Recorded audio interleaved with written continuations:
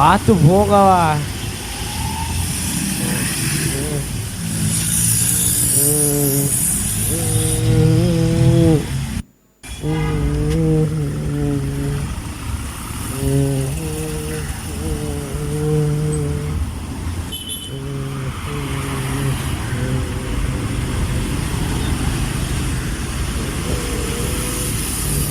Uncle எப்படி இருக்கீங்க?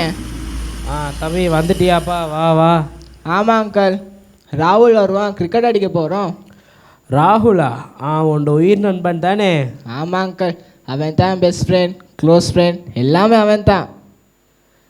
சரி சரி, ரொம்ப நாளாக ஆளே காணோம். எல்லோரும் எங்கே போயிருந்தீங்க? சண்டே தானே, சர்ச்சுக்கு தான். வேற எங்கே? சர்ச்சா? அங்கே என்ன சொல்லுவாங்க சர்ச்சில்?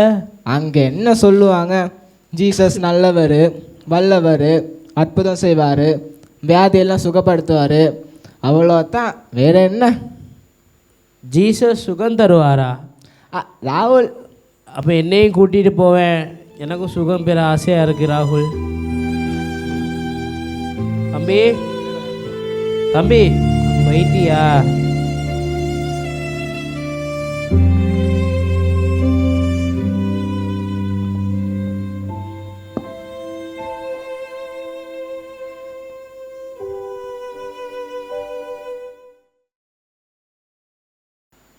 அம்மா, டேபிள் மேலே சாப்பாடு அங்கிள் இப்படி கொடுக்குறேன்.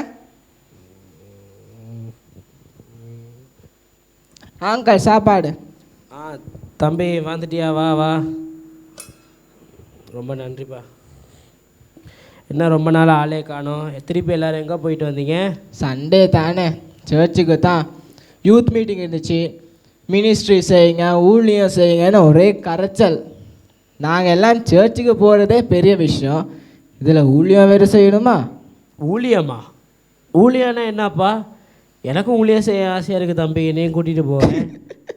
சும்மா காமெடி பண்ண போங்க அங்கிள், நீங்கள் ஊழியம் செய்ய போகிறீங்களா? தம்பி போயிட்டியா?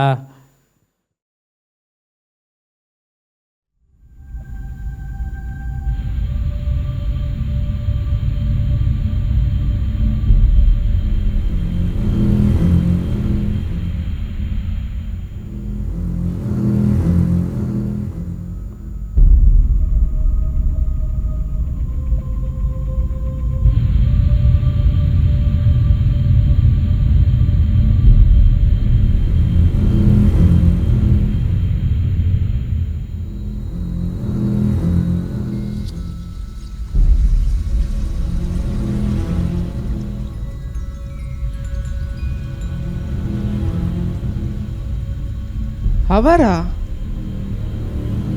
அவரே என் கனவுல பார்க்கணும். என் பேர் அவர் கழுத்துல இருக்கு, ஒண்ணுமே புரியலையே.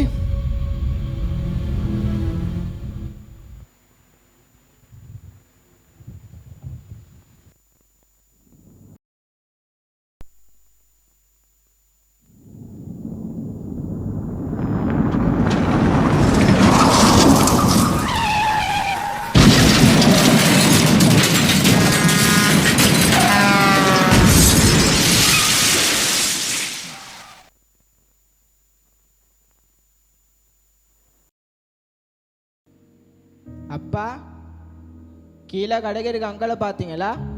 நீ ஏன் அப்படி கேட்குற? அவர் தான் போன கிழமை ஆக்சிடென்ட்ல செத்து போயிட்டாரு. என்னப்பா சொல்றீங்க? அந்த கண்ணு தெரியாத அங்கிளா? எப்போ பார்த்தாலும் அவன் கூட தானே சாப்பிடுவாரு. ஏன்ப்பா என்கிட்ட சொல்லல? பாவம் பாரு, யாருமே இல்லை. சரி சரி அழுவாத, அவர் இருந்து தான் என்ன செய்ய போறாரு.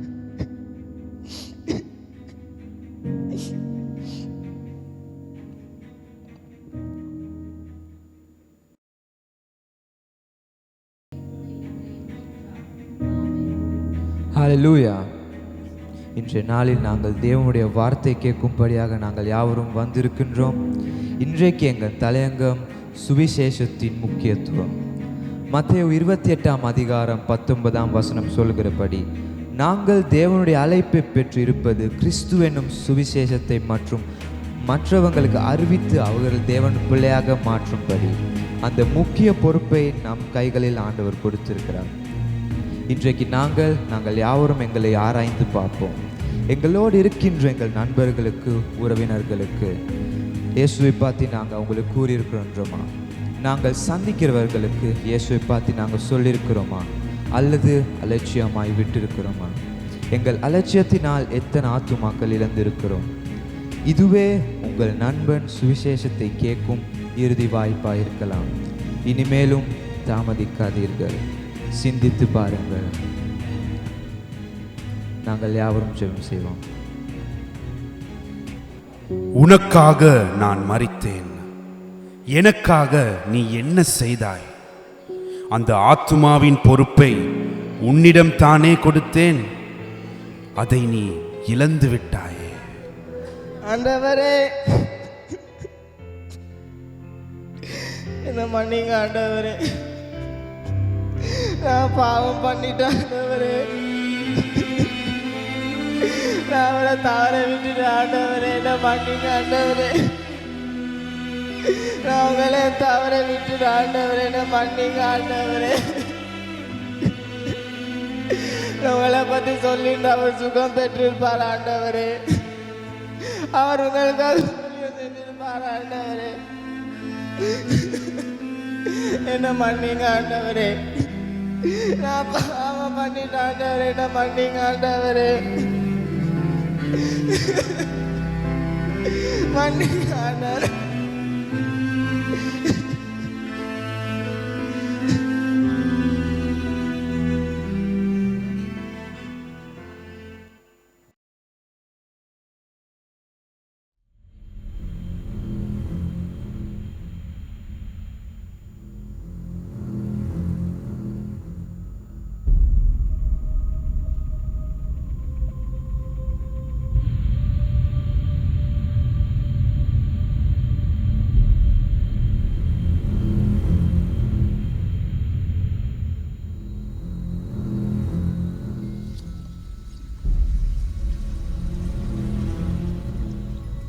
என் பேர் மறுபடியுமா? என்ன நம்ப இன்னொரு ஆத்மா படைக்கப்பட்டிருக்கா? அதுவும் என் ஃப்ரெண்ட் ராகுல். நான் இனிமேல் அமைதியாக இருந்தால் சரி வராது. உடனே ராகுலை போயிட்டு பார்க்கணும்.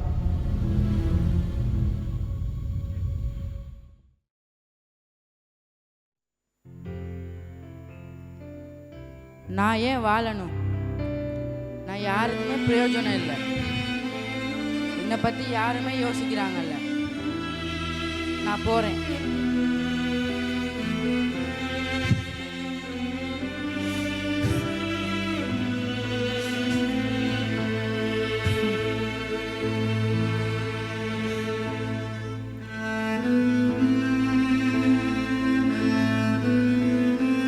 ராகுல், என்ன பண்ற?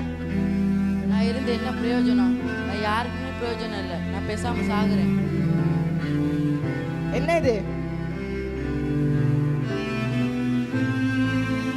அல்லாத ராகுல், உன்ன முடிவு சரியானது இல்லை. இயேசு உன்னை நேசிக்கிறாரு.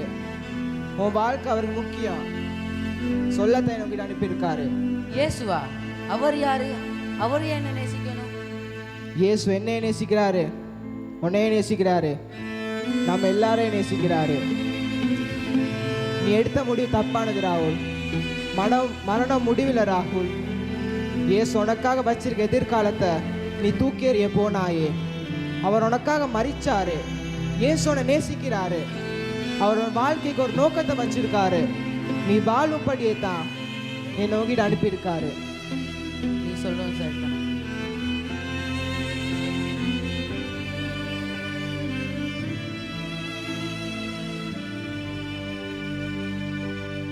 ஆண்டவரே, என்னை மன்னிச்சிருங்க ஆண்டவரே. ஆண்டவரே, உங்கள் ரட்சிப்பு எனக்கு வேணும் ஆண்டவரே. ஆண்டவரே, நான் உங்களுக்காக வாழணும் ஆண்டவரே. ஆண்டவரே, உங்கள் ரட்சிப்பை எல்லாத்துக்கும் சொல்லணும் ஆண்டவரே. ஆண்டவரே, என்னை போல யாரும் இருக்கக்கூடாது ஆண்டவரே. எல்லாரும் அறிஞ்சிருக்கணும் ஆண்டவரே. உங்கள் ரட்சிப்பை எல்லாத்துக்கும் சொல்லணும் ஆண்டவரே. ஆண்டவரே, நான் உங்களுக்காக வாழணும் ஆண்டவரே. ஆண்டவரே,